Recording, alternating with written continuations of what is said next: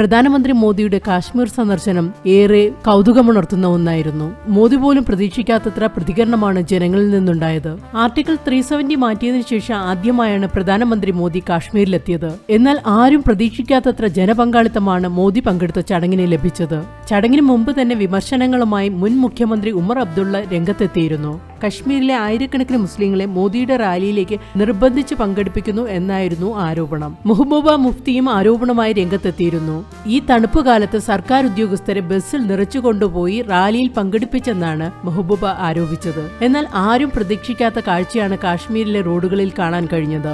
Indian സേനയുടെ നേരെയുള്ള കല്ലെറിയൽ ചില രാജ്യങ്ങളെ സന്തോഷിപ്പിച്ചിരുന്നു. എന്നാൽ മോദിയുടെ റാലിയിൽ പങ്കെടുക്കാനുള്ള ജനക്കൂട്ടത്തിന്റെ ഒഴുക്ക് ഇവരെ ഏറെ വിഷമിപ്പിക്കാനാണ് സാധ്യത. ചടങ്ങിൽ മോദി കാശ്മീരിന്റെ വികസനത്തിന് ഏറെ പദ്ധതികൾ പ്രഖ്യാപിക്കുകയുണ്ടായി. തന്നോടൊപ്പം സെൽഫി എടുക്കാൻ ആഗ്രഹിച്ച ആരാധകനെ ഒഴിവാക്കിയതുമില്ല.